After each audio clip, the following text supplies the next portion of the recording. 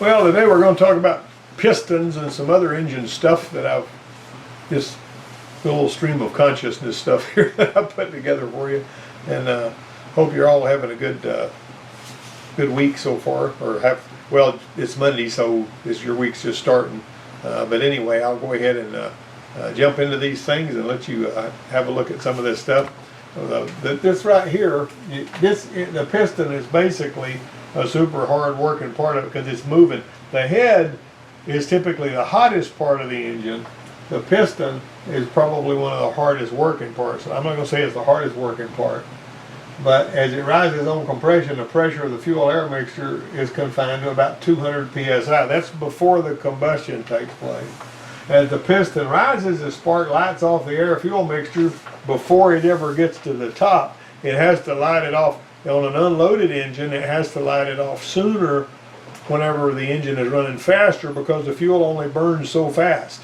And so what you're wanting is to get the maximum amount of pressure at the right time to heat the nitrogen in there, the inert nitrogen in the mix, which nitrogen is most of what's in there anyway. It's like 78%.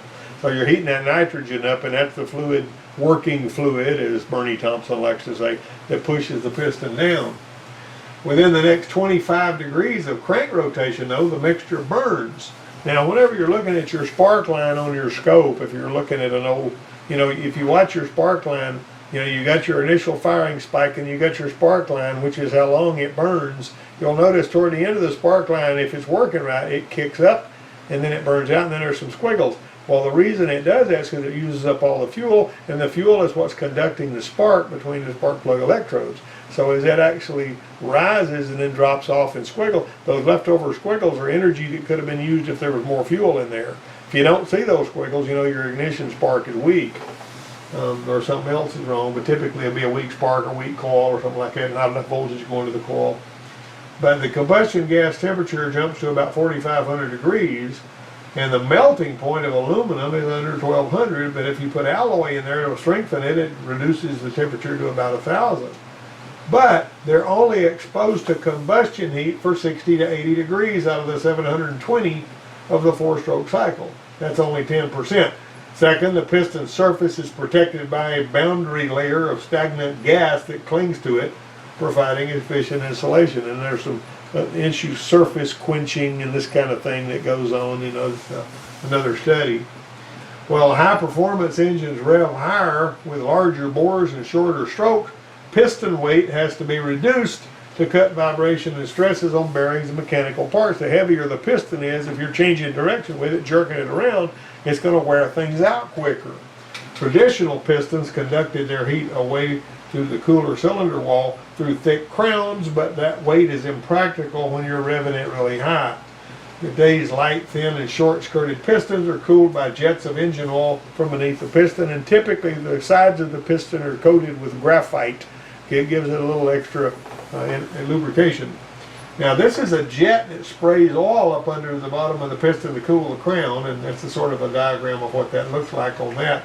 The first time I started noticing these kind of things was on Power Stroke diesels. They were set up with that kind of thing. It's an oil jet is what it is, and that oil actually sprays up under there, and it does a tremendous amount of cooling. And it's just hooked directly into the oil gallery so that it's spraying a mist of oil up under there all the time.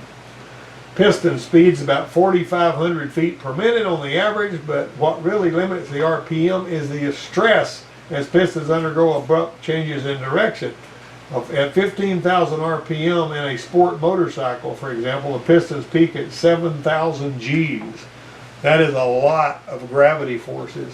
One way or another, the higher the acceleration, the harder the connecting rod tries to tear the wrist pin out of the piston, and the faster cracks form in the material. Any of you who've ever seen that movie that Anthony Hopkins made called The World's Fastest Indian, which is a true story about the guy that used on his motorcycle broke the land speed record for a motorcycle out there on the Bonneville Salt Flats. He built his own pistons, which was pretty interesting to me, and he had a whole bunch of pistons up there on a shelf in his workshop that says "Sacrifice to the God of Speed." The pistons that had come apart, But anyway, he was a piece of work.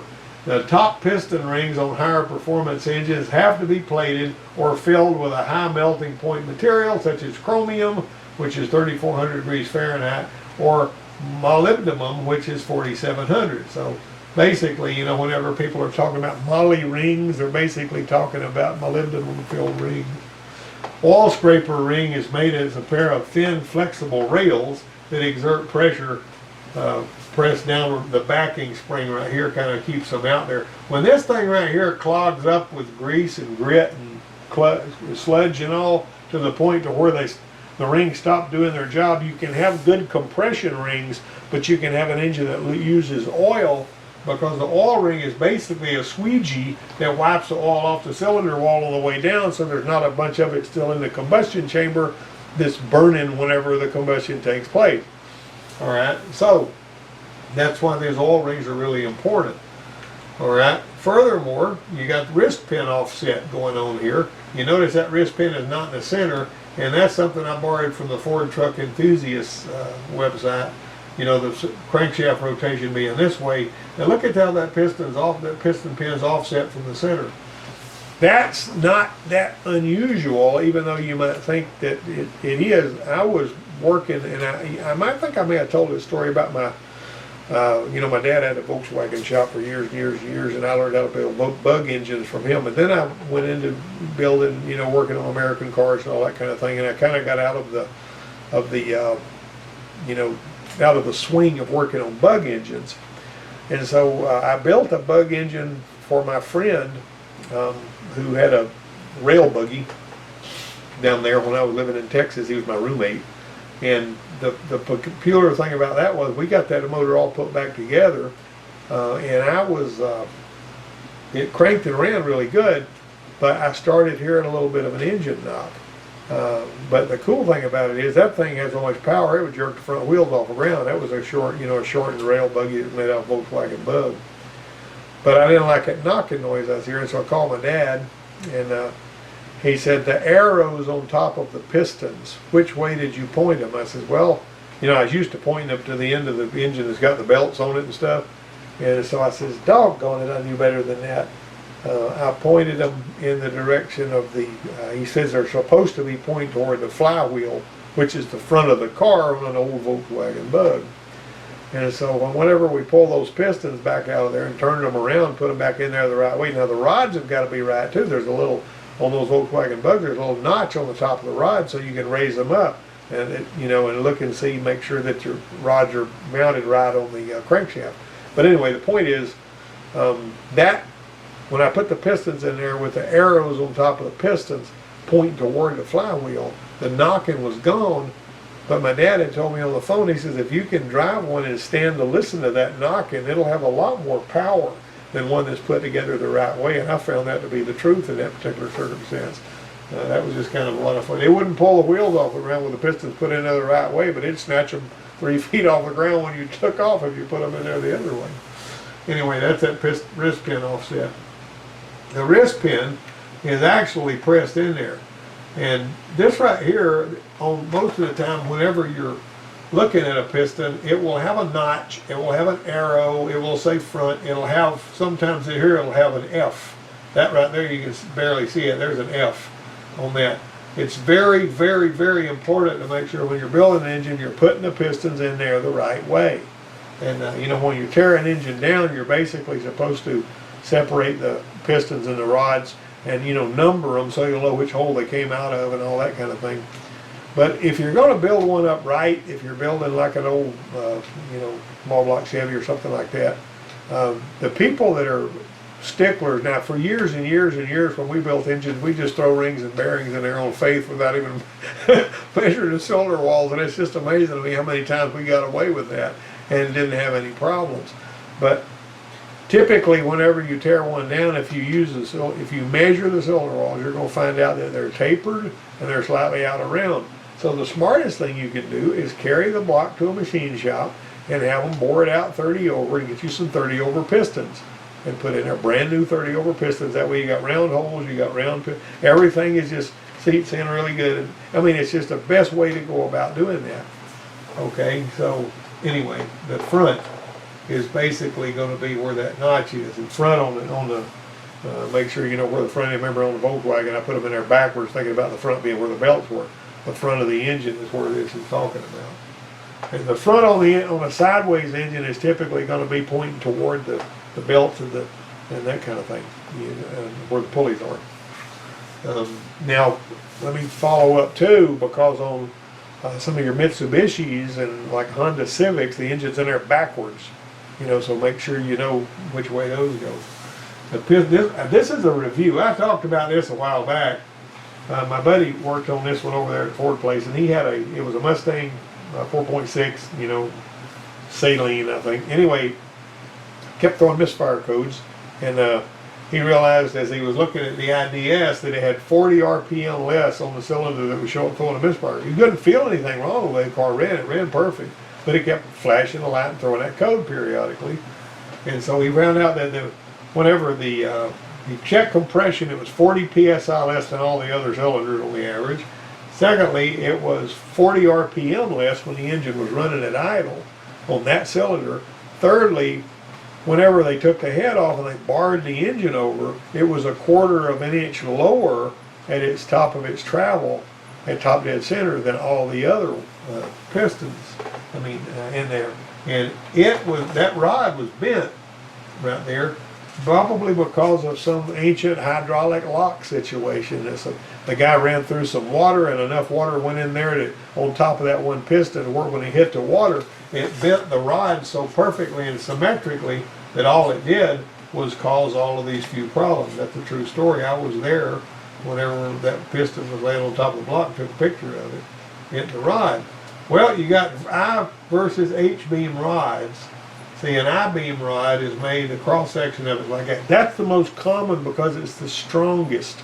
But in some cases, H-beam rods will be used for various reasons. They have a tendency to get bent easier and messed up easier.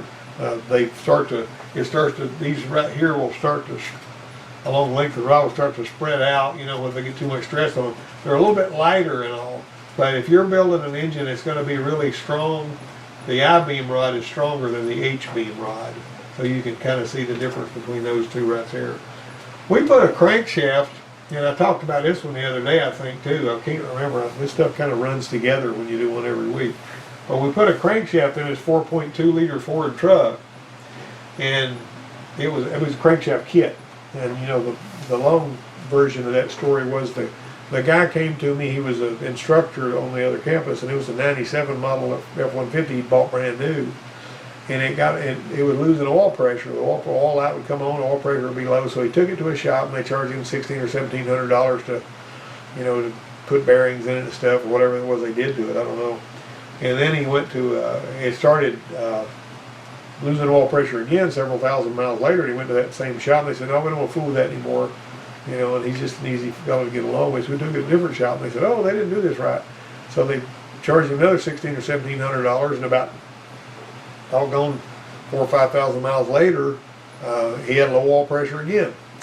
And so he brought it. They didn't want to fool with it anymore. He just kept getting the shaft. So we went in there and we put an oil pump, a crankshaft kit, and everything, rings and all that stuff. We actually, and cam bearings, we put cam bearings in it too, because cam bearings will have an impact on your oil pressure too. We were trying to make sure we covered all the bases. And so once we got that thing put back together, he drove it for 4,000 or 5,000 miles or something like that. And the crankshaft broke right there. Now, I had seen crankshafts break before. We had one on a 78 Dodge truck one time that broke, at 318 in it, and it started experiencing low oil pressure and all because the crankshaft was cracked, and then finally the crankshaft broke. And I replaced that with a 360, just bought a long block 360 and dropped in there because it would go right where that 318 went. But anyway, the point is, it broke right there. You notice, because of these splayed rod journals, it popped. Now, the crazy thing about it was, that's what it looked like on the table.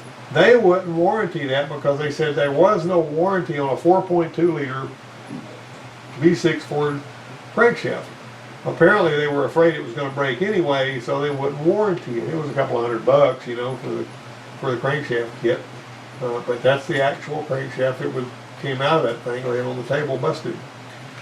Alright, so this Sable that we had in there through 2 rods, I told that boy, I said, we're going to watch the oxygen sensor switch, so get in there and bring it up to 1500 of a 97 Sable that had an old tired old 3-liter engine in it. So he's going to go to the floor and come back to 1500, I guess. I don't know what he was thinking about. He's a young guy. He went all the way to the floor with that gas pedal just briefly, and it stuck under the floor mat. And that thing, before it rev limiter could even kick in, it tacked out, and it sounded like a bomb going off. And there was this guy that was a Desert Storm veteran that was in there named Frank, and he's a really cool guy. I really like that guy. He looked like Samuel L. Jackson, except he wasn't quite as tall. You know? But anyway, I thought he was going to jump over a bench. It scared him so bad because that noise. He was standing right in front of the car, and when it throws 2 rods as violently as that did, I mean, that's scary. You heard it tacking up, and boom, you know, and it knocked a hole in the side of the block and all that kind of stuff. Well, every one we found in the pan, whenever it, you know, we tore it down. There's no timing marks on a 4-liter single overhead cam like what I've got in my Explorer. It's got a timing chain here. It's got a timing chain on the back. It's got a jack shaft that drives both of those timing chains. There's another gear in the back. And this one, there are these special tools here you gotta have. And you can actually buy a cam timing kit for Fords that has all of the tools that you need for a bunch of year models, and it's $200 or $300. When I bought this set of tools, just bought that set of tools by themselves when I was at the school, it was $850 for just these tools to do that motor with. But I had some of those motors and I wanted to show the students how you put them in time. There's no timing marks because basically you're going to be using this one here to locate the crankshaft using the balancer and all that. And then you're going to use these right here. This one right here holds that gear still while you're breaking that bolt loose. The bolt back here is left-hand thread. So you basically have to know that too. This is so you can get on that bolt in the back of the motor in the vehicle, but we had the engine on the engine stand, so we didn't ever have to use this. All right, now this and that have to be put together, and that have to be put together. And this is a spring-loaded tensioner that goes in here. Now the tensioner is basically screws in there. It looks a lot like that. And so basically you've got that tensioner there. There's a tensioner on the lower side of the other head too that you have to do.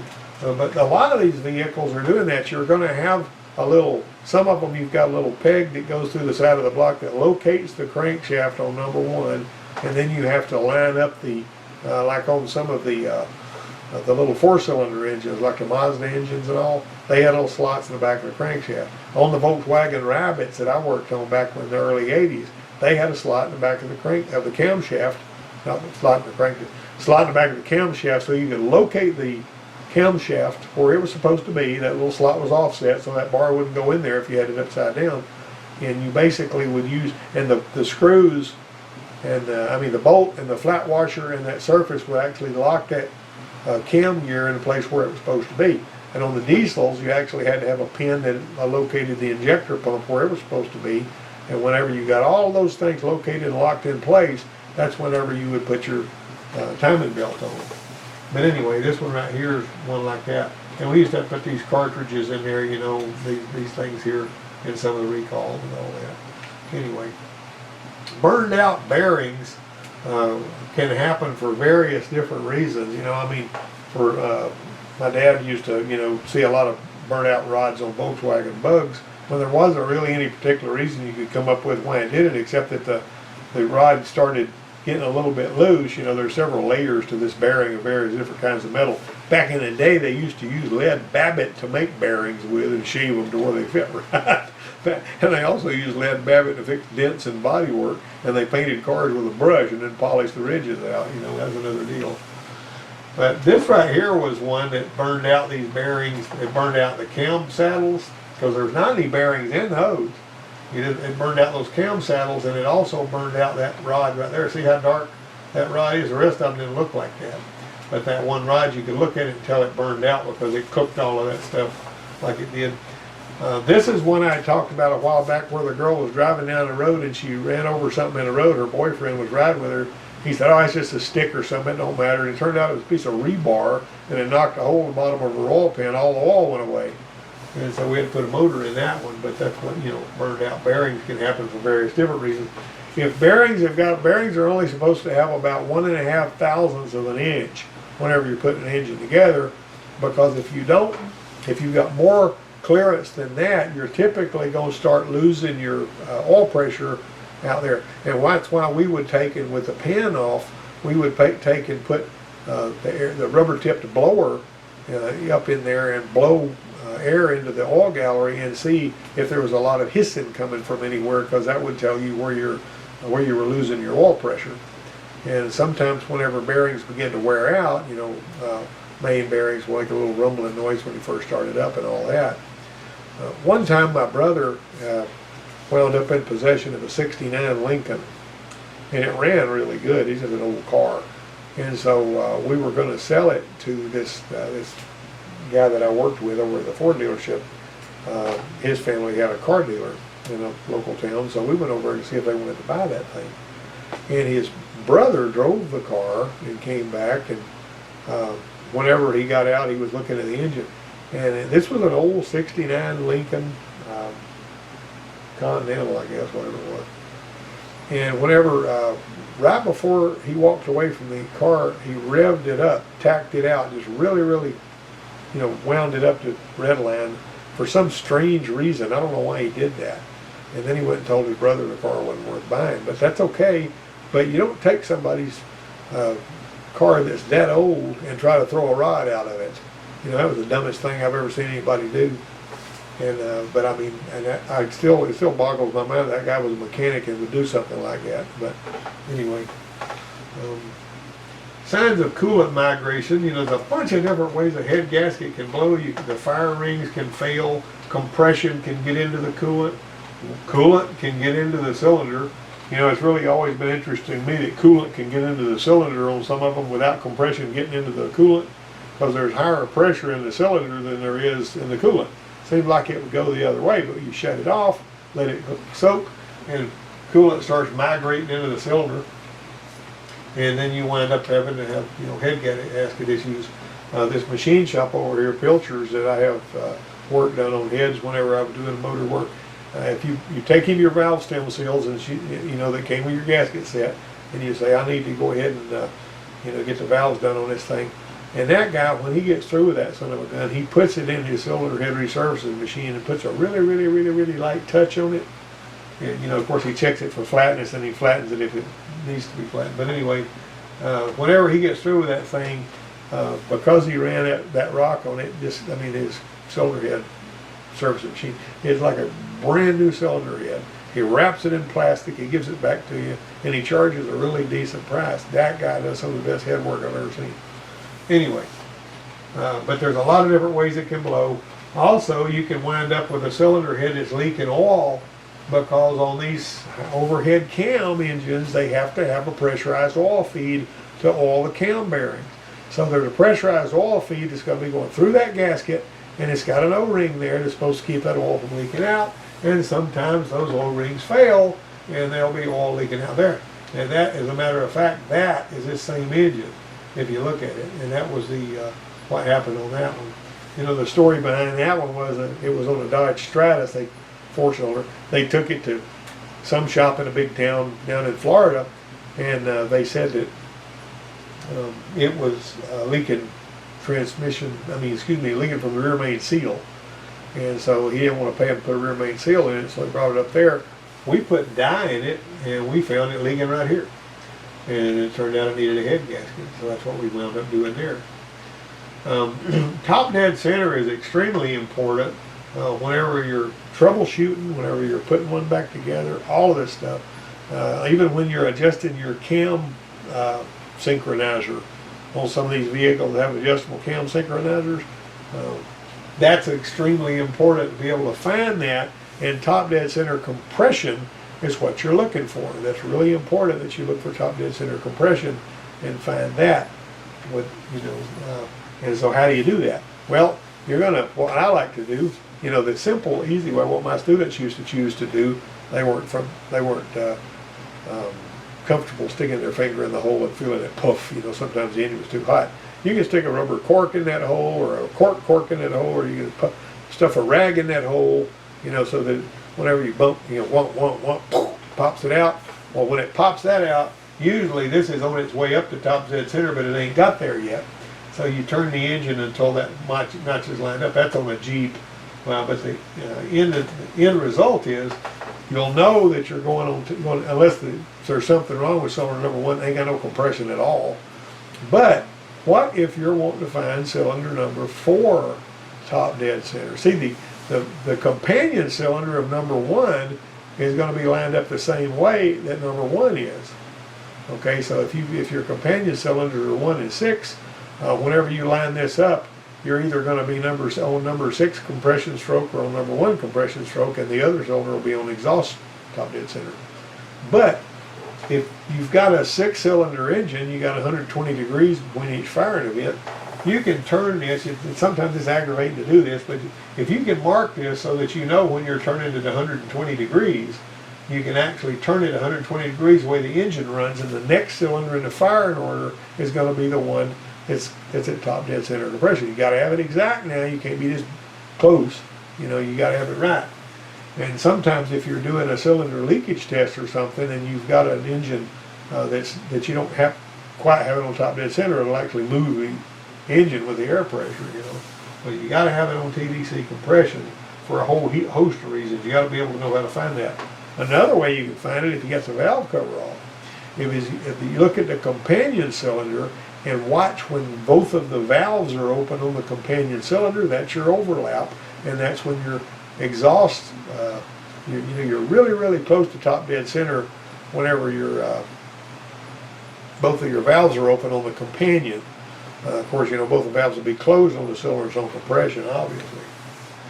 This right here, this guy put a motor in his car, and he had time to cover off. When he put it back on, he didn't pay a lot of attention to his gaskets, and so basically he put a gasket on there that didn't match. See that one there, how that didn't match? And he had a horrible oil leak right there. And he was all ticked off about that, but all he had to do was pay attention to his gasket when he put it on there. Match the gasket up and make sure it works right. This gasket, if you just glanced at it, you think it was the right one. And that's what he did. He just glanced at it. If you don't tighten that balancer on these V8 engines, it will shear that. Look at the keyway and the key on that one, how far away. This was a Bronco that came in there with 5.0 in it. And that Bronco with that 5.0 had a low engine vacuum. The map sensor was reading the load. It was puffing black smoke. It was low powered because the crankshaft had sheared that keyway because the balancer wasn't tightened enough. Somebody put it on in their backyard, and all they did is tighten it up. Felt like, well, it's so hard to move anyway, it'd be aight. But it depends on the clamping force between the balancer and the boss on the crankshaft to provide the sort of support that it needs for that crankshaft to turn that camshaft. And over time, this one here sheared that keyway, and it got ahead. And that was one of those things where he had to go down. And, you know, you can actually, everything, what was so crazy about that is, it was difficult to find this without pulling the motor apart, you know. Because if you think about it, the timing mark that was on here was still lined up just like it was supposed to be. The timing was perfect. However, the cam and the crank were out of time because of that sheared keyway. Anyway, that's just another thing. Also on Ford Escorts, or any of these engines, Toyota Camrys, some of the older ones, where you pull a balancer bolt and you just pull the balancer off with your fingers. You know, you don't have to use a puller or nothing to get the balancer off. Those right there, if somebody doesn't tighten those, that balancer that will have the crank tone ring wheel on it, crankshaft tone wheel for the crank sensor, it'll start wallowing that key out. And I've seen Escorts that would come in there and one time you'd accelerate and it wouldn't have any power, and the next time it would be great because the balancer was bouncing around, because the balancer bolt either wasn't torqued enough or had worked loose because of whatever reason. Usually it's because somebody had been working on it, they didn't tighten it enough, and it starts to waller that key out. Sometimes it can ruin the crankshaft, you know, when it does that, if it wallers back and forth enough. So there's all kinds of stuff to consider that you need to think outside the box. This guy right here told me, oh yeah, I got that water pump put on there, and as soon as we started pouring some water in there, it just started running out all around the water pump. I don't know what in the world he was thinking about when he did that, but I took that picture of it after we figured out where the water was coming from. Look at this. You ever seen those where you go behind somebody and they left some bolts out or left them loose or maybe over torqued them just enough to where the head popped off of them at an inopportune moment? You know, there's something going on there.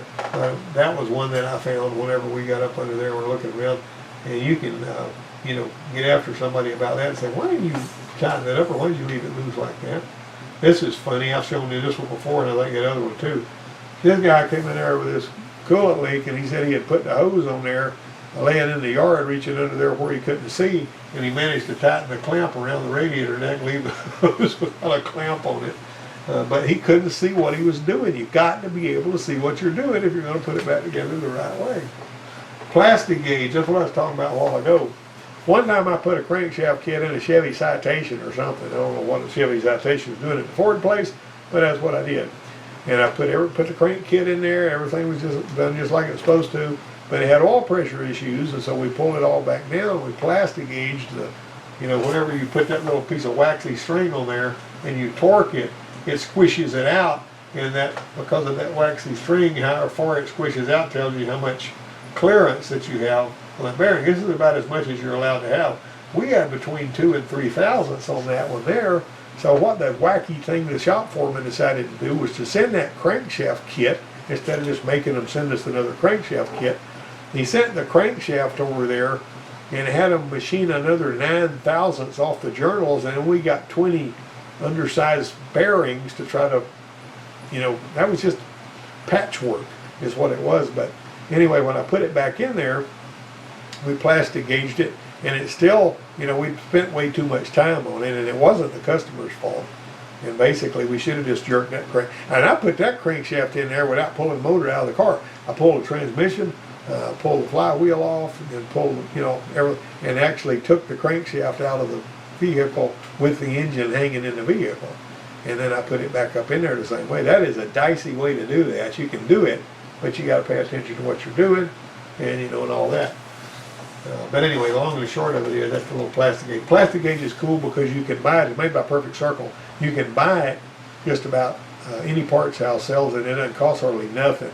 And that is the single most accurate way you can measure crankshaft bearing clearance. I was touring the Power Stroke diesel plant in Indianapolis one time though, and they had this big Bordinger crankshaft machining machine, and it's hooked up to a computer up there and all. And the guy that was giving me the tour of the plant was the branch manager. The plant manager. And when I went in there, I says, "Tell me about this crankshaft thing." And so that the guy that was operating the machine, you know, was showing me how you could change the specs on them. And I says, "Do you mic these crankshaft journals after you get these things machined? You know, because brand new crankshaft he's machining here." And he said, "No, we don't need to, because we know they're right." Even so, when they build an engine at the plant, just like you're building an engine in your shop at home or at the shop where you work, every time they torque down another set of bearings, they check the turning torque to make sure that it's hadn't tightened up to the point so that it won't, you know, so that you got a bearing that's too tight or something, because there's a whole lot of variables in there. And they check the turning torque with a machine when they're building the engine at the assembly plant too. All right, this is a volume reduction plug that we were supposed to take out. We actually were replacing this tensioner with one that had this long reservoir thing on it. And also we would take this little pipe plug out of this hole, and they gave us this volume reduction plug that we would have to add.